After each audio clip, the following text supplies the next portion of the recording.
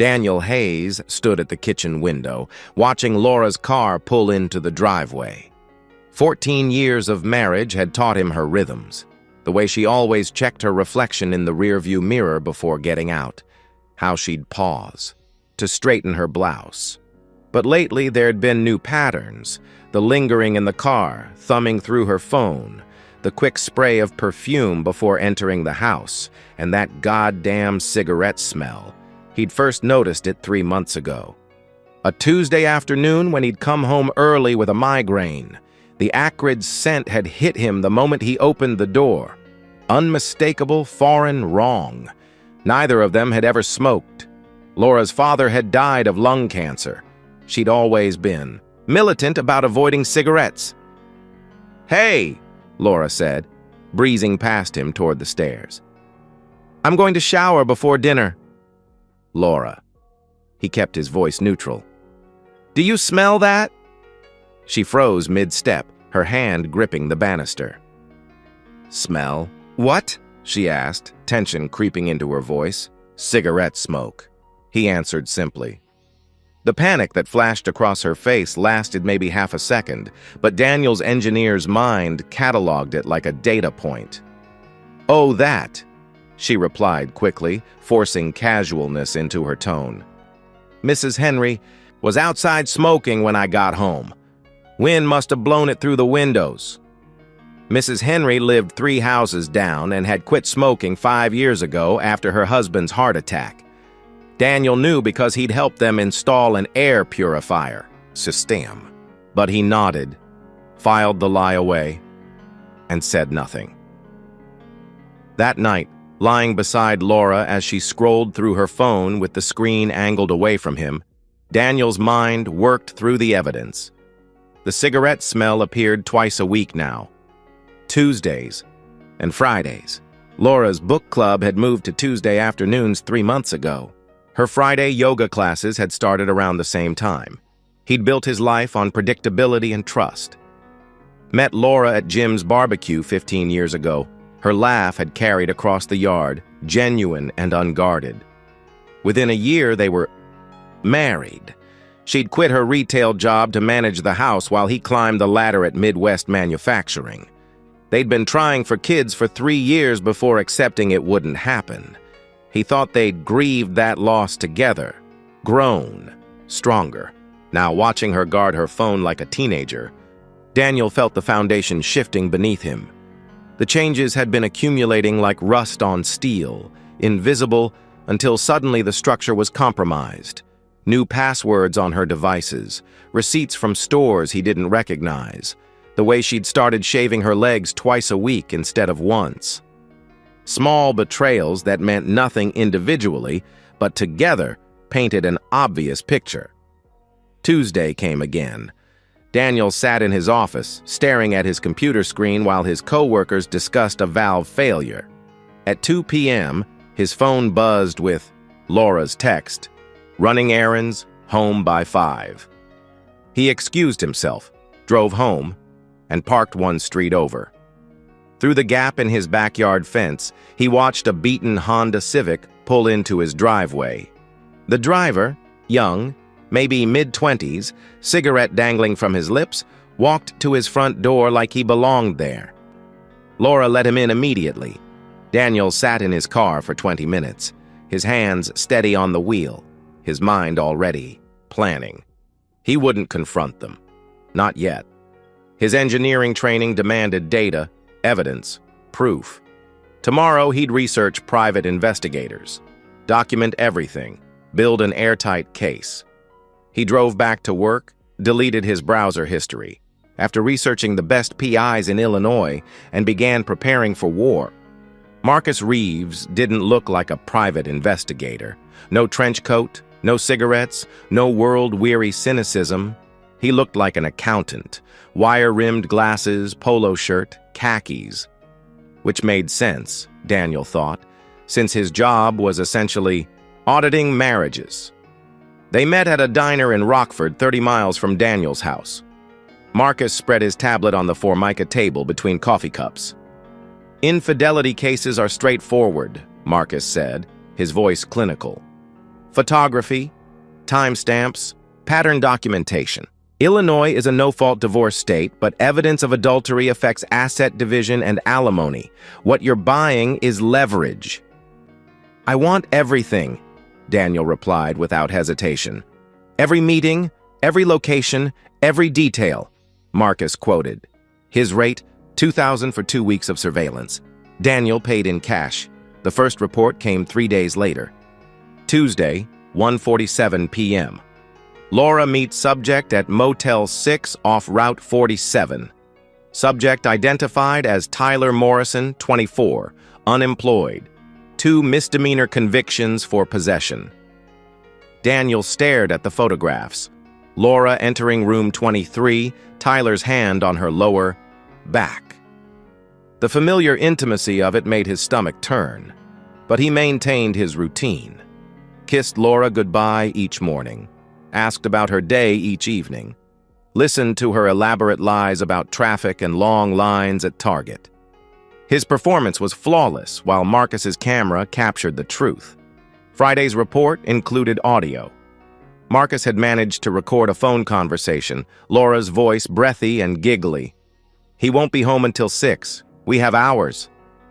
The contempt in her tone when she mentioned Daniel. He's so predictable, so boring, cut deeper than the affair itself. Daniel met with Patricia, a divorce attorney Marcus recommended.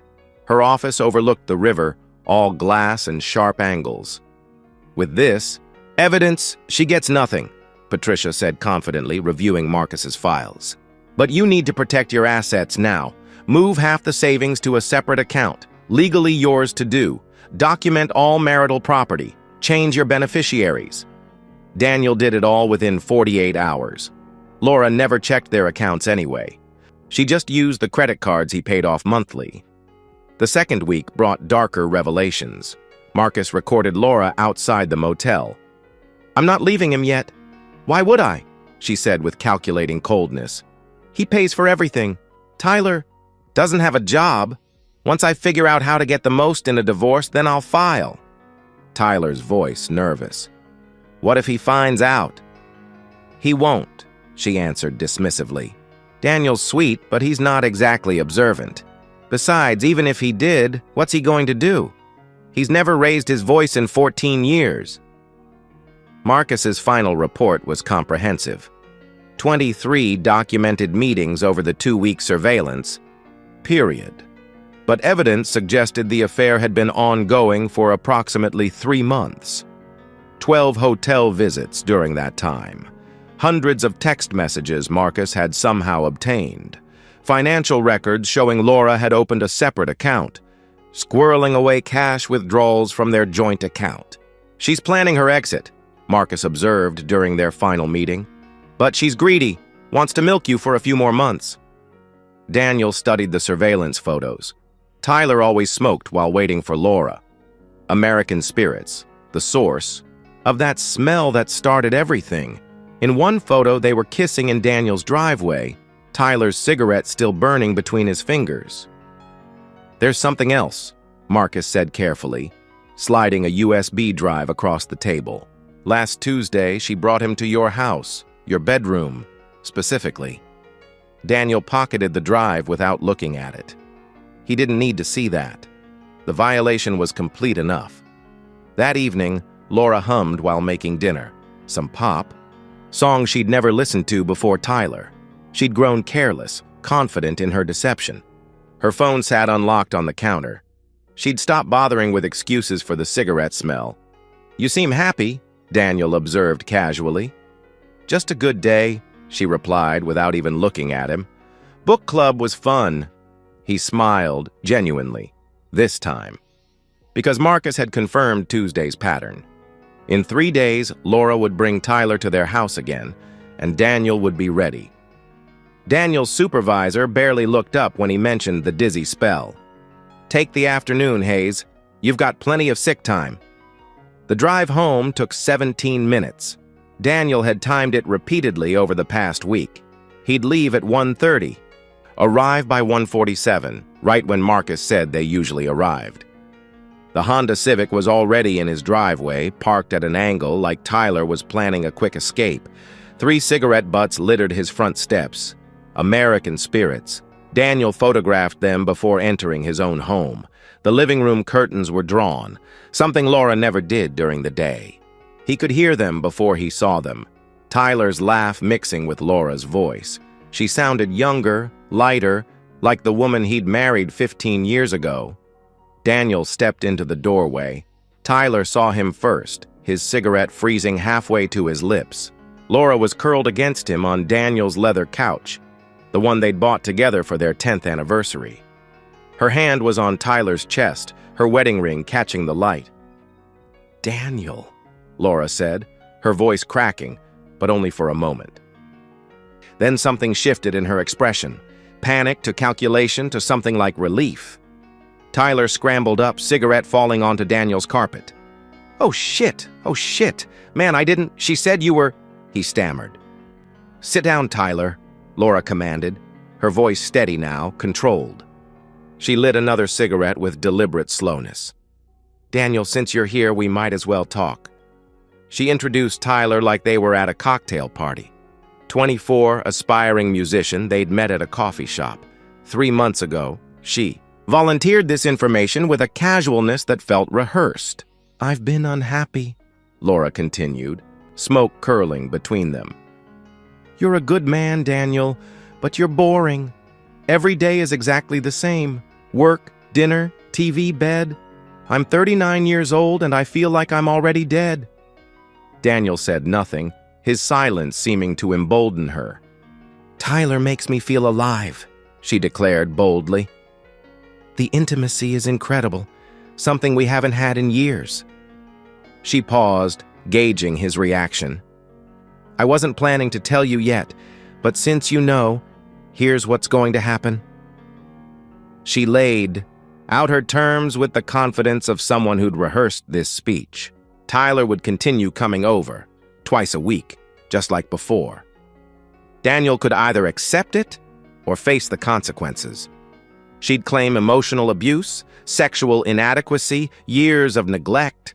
She'd take half of everything, maybe more. His reputation at work, in their community, she'd destroy it all. "I've already talked to a lawyer," she lied smoothly. "Wives always win these battles. You can keep your dignity and your money if you just accept the situation. Tyler's not going anywhere." Tyler shifted uncomfortably. "Laura, maybe we should..." He started hesitantly. "Quiet!" she snapped without even looking at him. Her focus was entirely on Daniel, predatory and certain. "You're too weak to fight me, Daniel. Too worried about what people think. And you're definitely too smart to lose everything over pride." Daniel stood perfectly still, processing her speech like an equation.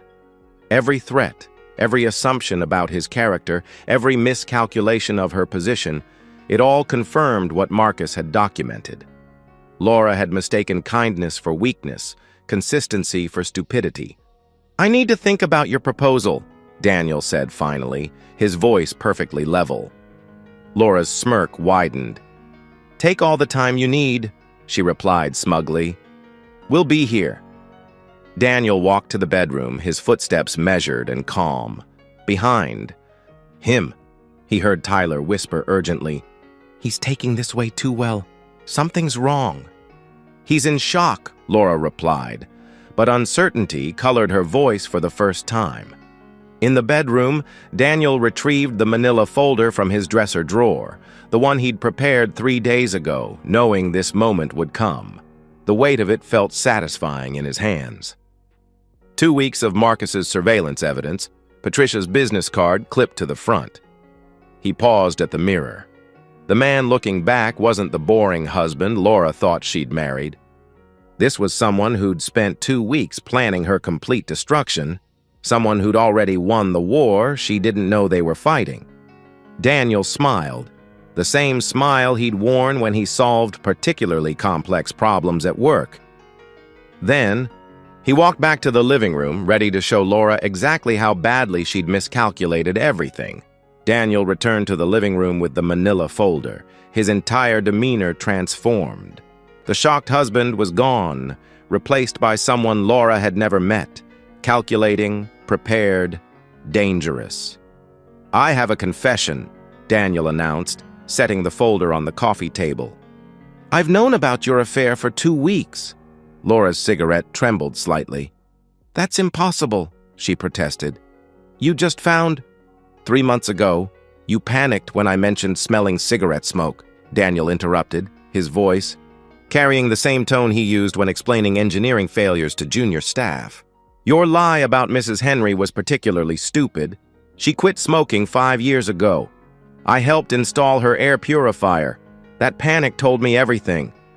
He opened the folder, spreading photographs across the coffee table like playing cards. "The next day, I hired Marcus Reeves, private investigator, 20 years experience, very thorough."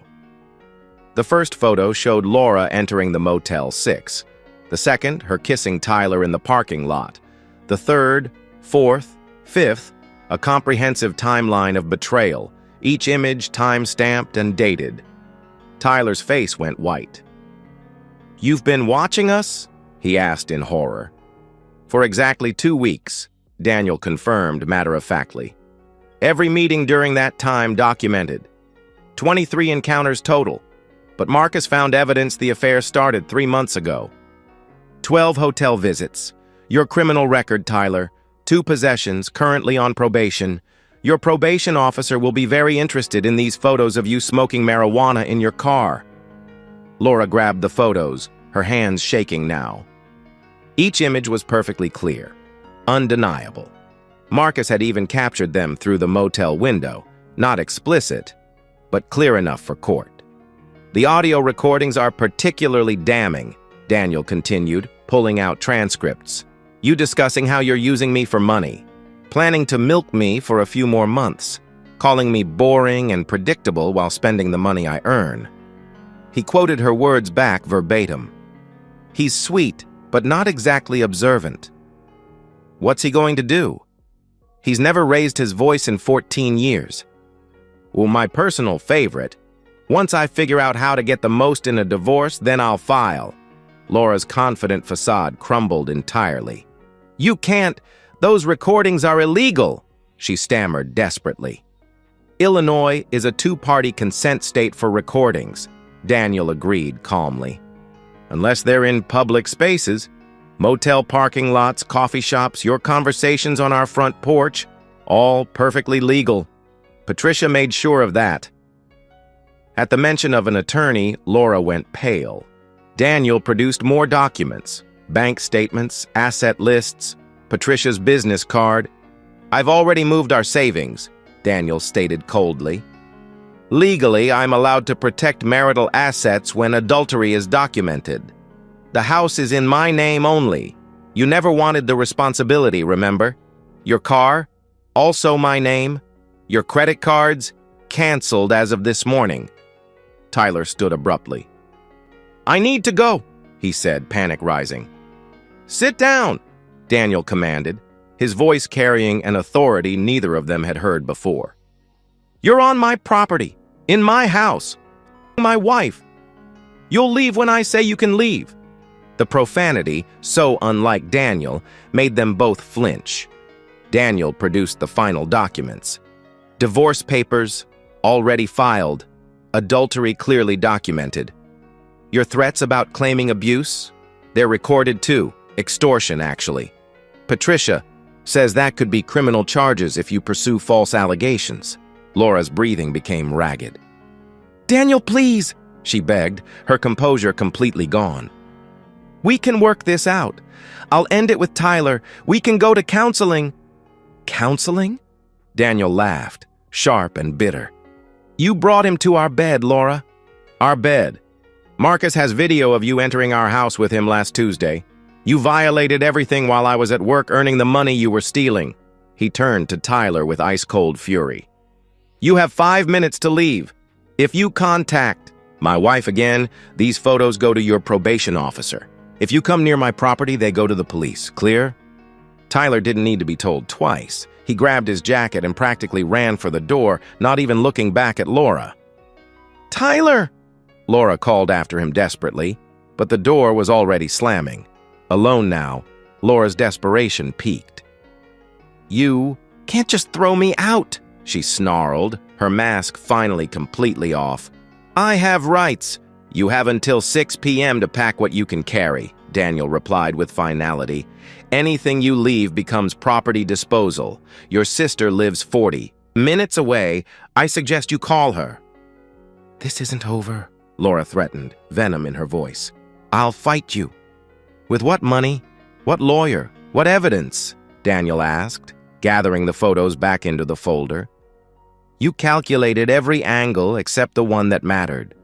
You thought I was the same trusting fool you married. Instead, you taught me something valuable, how to solve problems permanently." As Laura stormed toward the bedroom to pack, Daniel called out calmly, "Oh, and Laura? I called your Tuesday book club myself last week. They haven't seen you in 3 months. I told them you'd found a new hobby." The sound of her sob was the last weakness she'd show him. The divorce finalized in 43 days, near record time for Illinois. Laura's attorney, a public defender turned divorce lawyer she'd found through legal aid, reviewed Daniel's evidence for exactly 1 meeting before advising immediate settlement. She got nothing. No alimony, no assets, no dignity. Daniel heard through. Marcus, who kept casual tabs as a professional courtesy, that Tyler had disappeared from the state entirely. Apparently, the threat to his probation combined with Laura's subsequent stalking had driven him to Colorado. Laura's own family, initially sympathetic, withdrew support after Daniel's attorney shared the recorded extortion threats. The house felt different now. Cleaner, somehow, though Daniel had hired professionals to deep clean everything twice. The cigarette smell was gone, along with the uncertainty that had plagued his final months of marriage. His evenings were his own, sometimes working on engineering projects, sometimes just enjoying the silence. 6 months later, his colleague Jennifer mentioned her sister was getting divorced. Caught her husband cheating. She's devastated, doesn't know what to do. Daniel pulled out Patricia's business card. "Tell her to document everything first," he advised. "Then call this attorney, and whatever she does, don't confront him until she's ready for war." "Speaking from experience?" Jennifer asked curiously. "From engineering," Daniel replied with quiet satisfaction. "You never start demolition until you've planned the complete teardown." The house he'd shared with Laura had become his alone, filled with the quiet satisfaction of problems solved and justice served. Sometimes the best revenge wasn't dramatic or passionate. It was methodical, thorough, and absolutely complete. Laura's last Facebook post before deleting her account had been telling, "Starting over is hard when you've lost everything." Daniel had commented with a single word. Exactly. She'd blocked him immediately, but the message was already delivered. He'd won not through rage or violence, but through patience and preparation, the same traits she'd mocked as boring. Turns out, boring could be devastating when properly applied. And that's the end of today's story. If you enjoyed it, please give this video a thumbs up and drop a comment below. Your support helps the algorithm push my content further. If you're new to the channel, don't forget to hit that subscribe button. It really helps me keep creating more stories for you. Thanks for watching, and I'll see you in the next one. I've always been a man who notices details. It's not paranoia, it's training. 8 years as a military police officer teaches you to see what others miss. The slight bulge of a concealed weapon, the micro-expression that betrays a lie, the inconsistencies in a story told twice. I carried those skills with me when I left the service and started my private security consulting business. I built a career on noticing what others overlooked. Maybe that's why I never saw the betrayal coming from my own wife. Sometimes you're so busy scanning the horizon for threats that you miss the knife at your back. Lauren and I met 13 years ago, married 11 years ago. She was beautiful, ambitious, sharp as broken glass, a marketing coordinator at Grandstone Real Estate Development, with dreams of climbing higher. I admired that drive in her. She wasn't content to settle, and neither was I. We were equals, partners in a life we were building together. No children, mutual choice. We both wanted to focus on our careers, on building something stable before considering a family. Sometimes I wonder if that was the first sign, if having children would have anchored her in ways ambition never could. But that's hindsight talking, and hindsight is worse than useless. It just gives you new ways to torture yourself. We bought our house 5 years ago. Nothing extravagant, a modest 2-story in a quiet suburb. Good school district, low crime rate, decent neighbors who keep to themselves. I paid for most of it with my military benefits, put it primarily in my name. Lauren didn't mind. She was focused on advancement, not assets. When I make senior coordinator, she'd say, then we'll upgrade. Always looking ahead, my wife. Always seeing what could be instead of what was. The security system was my one indulgence. Top-of-the-line surveillance, cameras in every room, motion sensors, cloud backup with redundant systems.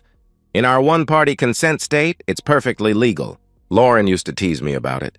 My overprotective soldier, she'd call me, rolling her eyes but smiling.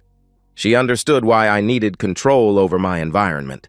She knew about my deployments, the things I'd seen, the hypervigilance that never quite faded.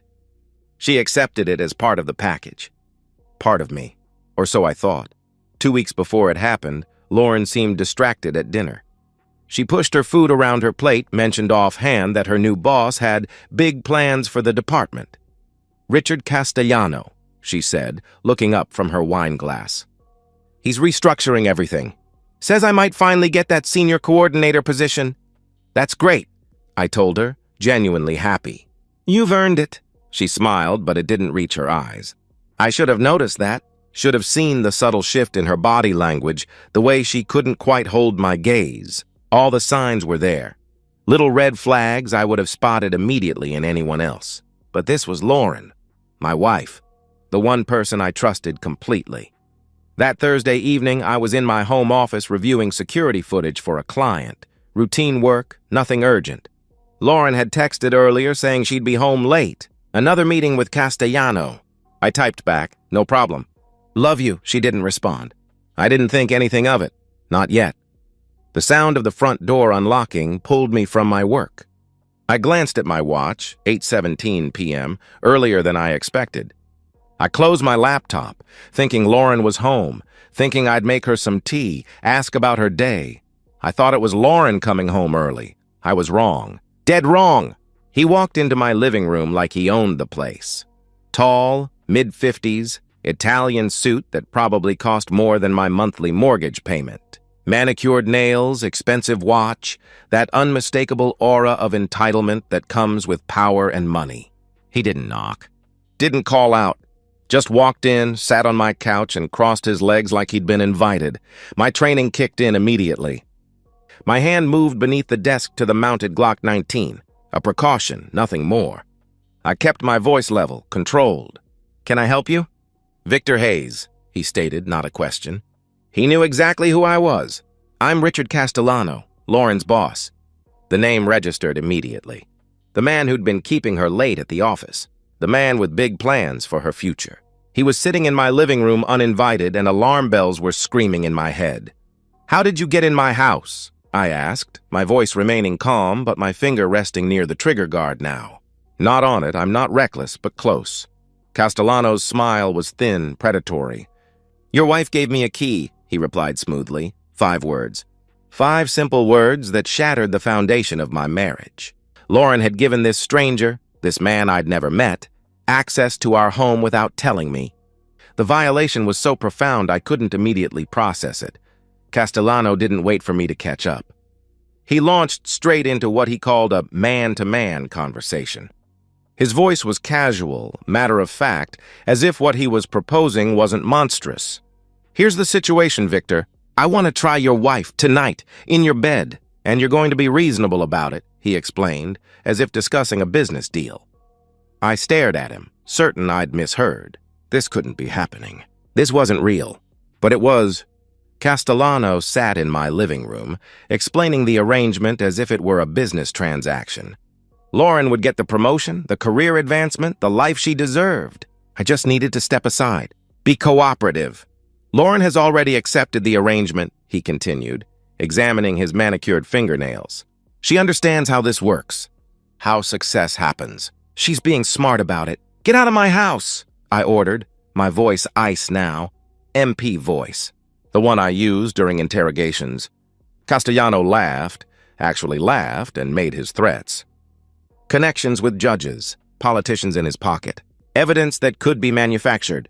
He could make me disappear into the prison system while Lauren moved on with her life. How do you think it works for people like Lauren? He asked, leaning forward. Do you think talent is enough? Dedication? Hard work? He snorted.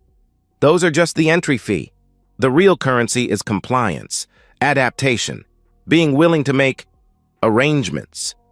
I asked clarifying questions, getting him to repeat everything. I needed to be sure, needed it all on record. My security cameras were recording every word, backing up to cloud storage he couldn't access. As he talked, my shock transformed into something colder, more focused. This wasn't just about Castellano. This was about Lauren, my wife. She had betrayed me, conspired with this predator, given him a key to our home. Are you listening to me, Hayes? Castellano demanded, standing and moving closer, his body language shifting from arrogant to aggressive. I'm telling you how this goes. Either you make this easy, or I make your life very, very difficult. Lauren knows the score. She's smarter than you. That's when I made my decision. I brought the gun up from under the desk, aiming center mass. No hesitation. No uncertainty. Castellano froze mid-step, his eyes widening. You have exactly 30 seconds to leave my house, I warned, my voice deadly calm. Every word you've said is being recorded. Every threat. Every admission of attempted coercion. It's all backed up to servers you can't touch. Castellano's face transformed, shock to fury in an instant.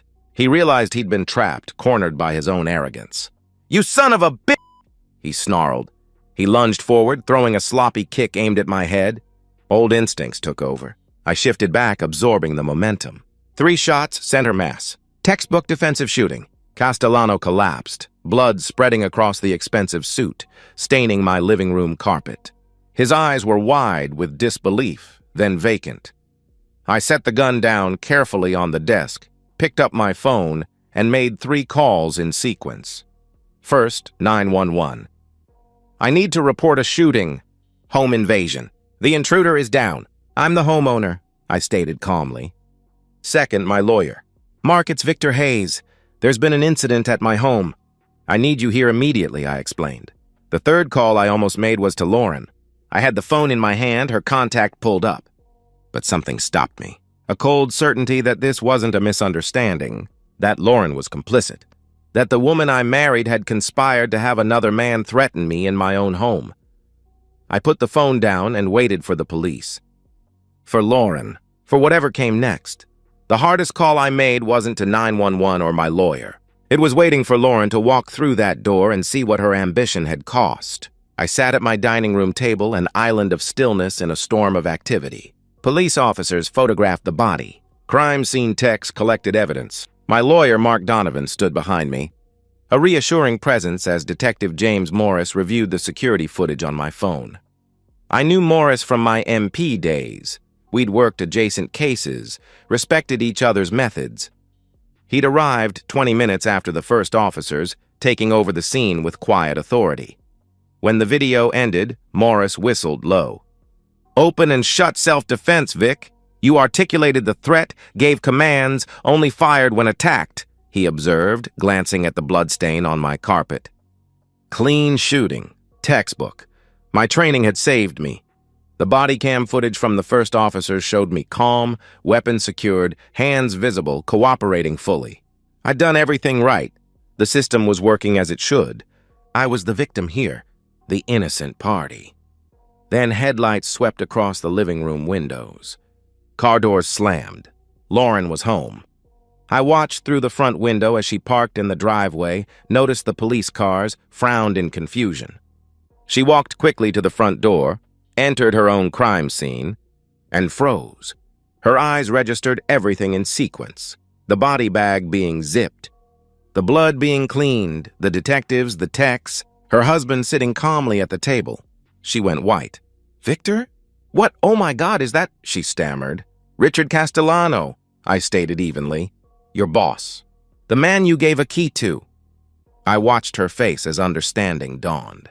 The shock wasn't at finding a dead body in her living room. The shock was realizing the plan had failed catastrophically, that Castellano hadn't succeeded in threatening me into compliance, that her betrayal was exposed. She started crying, moving toward me with outstretched hands. "Victor, you don't understand. It wasn't what you—" she pleaded. Detective Morris interrupted, voice professional but firm. "Mrs. Hayes, I need to ask you some questions. Did you know Richard Castellano was coming to your home tonight?" No, I mean, he said he wanted to talk to Victor, but—" she faltered. "Did you provide Mr. Castellano with a key to this residence?" Morris pressed. Her eyes darted from Morris to me, back to Morris. "Yes, but—" she admitted reluctantly. "Did Mr. Castellano tell you the purpose of his visit?" He continued. "He said he just wanted to talk," she whispered, looking at me desperately. "Victor, please!" "There's video, Lauren," I interrupted quietly. "Everything he said." "Your involvement." The color drained from her face. She swayed slightly, grabbing the back of a chair for support. "I need a lawyer," she murmured.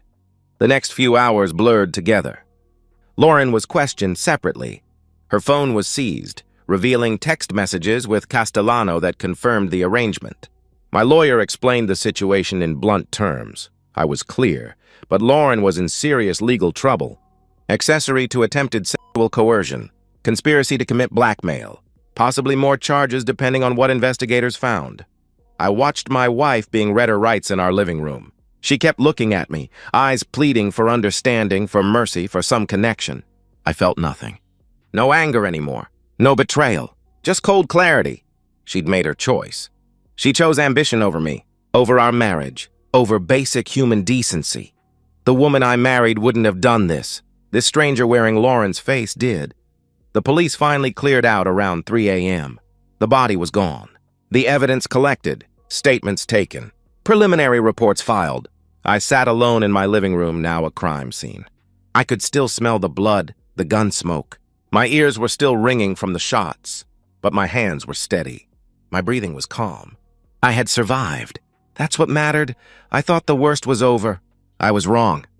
The real nightmare was just beginning, not from criminals or police, but from the court of public opinion. The story broke within 48 hours. Wife conspires with boss to coerce husband. Deadly confrontation follows. Local news at first, then picked up by national outlets hungry for salacious content. My home became a stage, besieged by reporters with cameras and microphones. My security system, the same one that had saved my life, now captured journalists trampling my lawn, news vans blocking my driveway. I didn't leave the house for a week, except for police interviews and meetings with my lawyer. The thought of facing those cameras, those questions, made me physically ill. Not out of guilt, I knew I'd acted in self-defense, but from the violation. My private trauma had become public entertainment. Meanwhile, the investigation expanded like a cancer. Detectives seized Lauren's work computer, her emails, her phone records. What they found painted a damning picture. This wasn't sudden manipulation. Lauren had been having an emotional affair with Castellano for 6 months. He'd been grooming her, making promises of advancement, gradually escalating to the sexual arrangement, but the texts showed Lauren was willing, eager even. She wrote about finally getting what I deserve, and Victor will understand eventually. My lawyer showed me these messages in his office, my wife's betrayal rendered in clinical digital text. She'd been lying to me for half a year. Every late meeting was time spent with Castellano. Every networking event was another step in their plan. The night I killed Castellano wasn't the beginning. It was the culmination. I went through the motions, talking to detectives, meeting with lawyers, reviewing evidence, but I felt disconnected, like I was watching someone else's life unravel. My therapist, Dr. Coleman, mandated after the shooting, asked if I felt guilty about killing Castellano. No, I answered honestly. I feel guilty that I didn't see this coming, that I trusted her. The DA's office officially cleared me 2 weeks after the shooting. Justifiable homicide in self-defense. No charges filed. I had acted legally, appropriately, within my rights as a homeowner facing an intruder and direct threats. But Lauren was indicted, accessory to attempted sexual coercion. conspiracy to commit blackmail, providing false information to police. She initially claimed she didn't know Castellano was coming to the house. Her lawyer pushed for a plea deal. The evidence was overwhelming. Castellano's connections turned out to be mostly fiction. He knew some local business people, played golf with a city councilman, donated to political campaigns. Nothing that could have actually manufactured evidence or sent me to prison. It was all bluster, empty threats to force compliance, but Lauren had believed him. She'd believed the promises enough to betray our marriage. I filed for divorce before her arraignment. Mark told me it would be straightforward: adultery, conspiracy, criminal charges. Lauren would get nothing. The house was in my name, purchased before marriage with my military benefits. Our joint accounts would be split, but Lauren's legal fees would consume most of her share. She'd also been fired from Grandstone Real Estate, blacklisted in the industry. The woman who wanted to be senior coordinator couldn't even get an interview. Her ambition had cost her everything. I signed the divorce papers in Mark's office on a Tuesday morning. My hand didn't shake.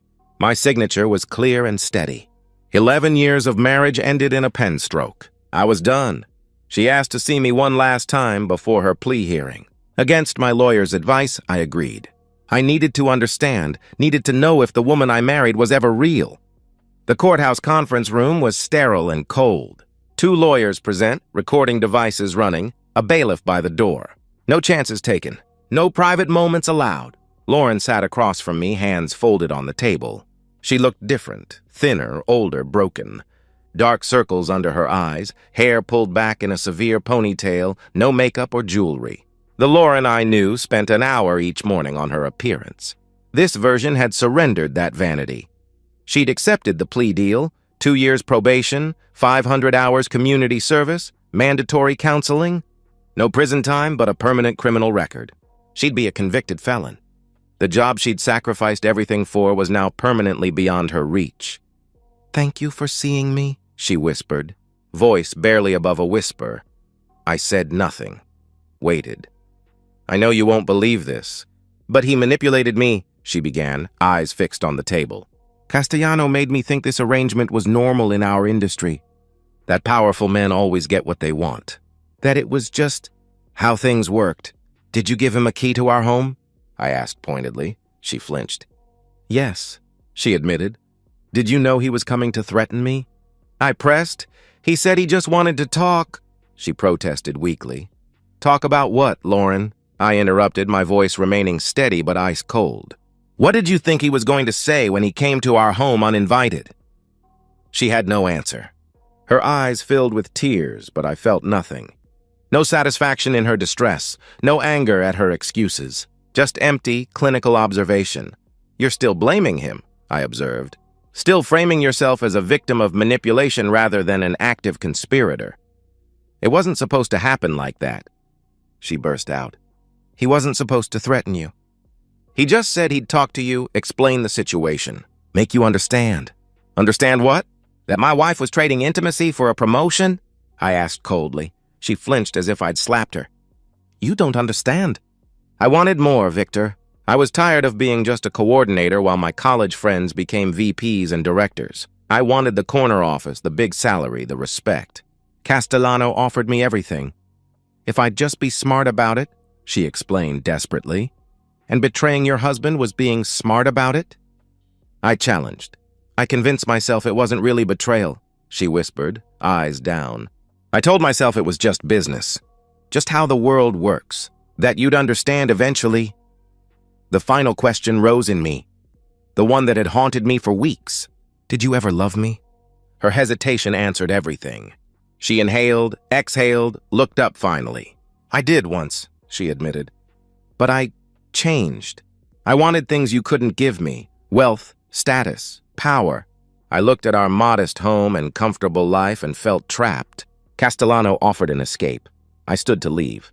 The truth was worse than I'd imagined. Not just betrayal, dismissal.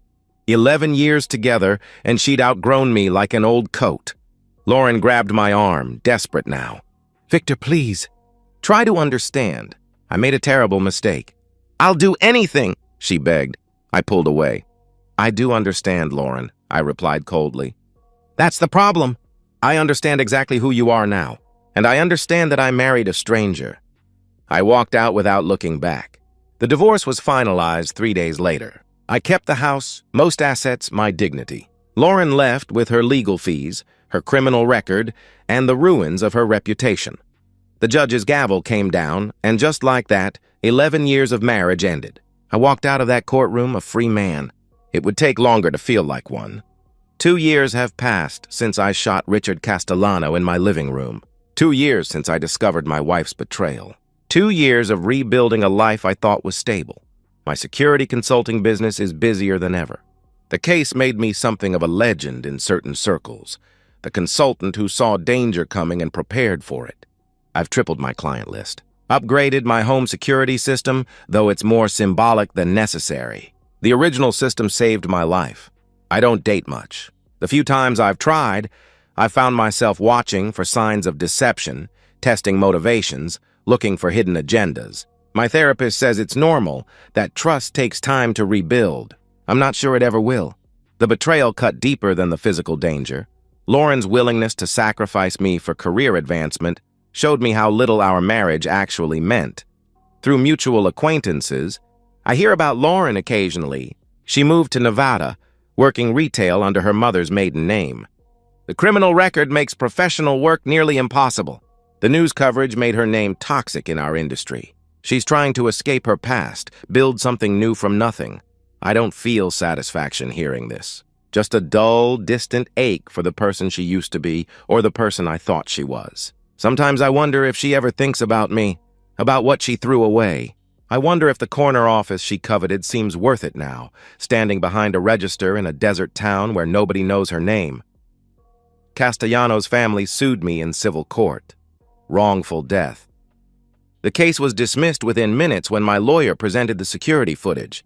The judge called it the most clear-cut case of self-defense he'd seen in 30 years. The family's lawyer apologized for wasting my time. Castellano's widow remarried within a year. His children don't speak his name.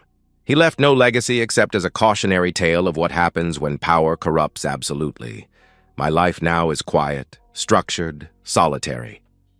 I wake at 5 a.m., work out, review security protocols for clients, go to bed early. I've made peace with what happened. People sometimes ask if I regret shooting Castellano, if there was another way.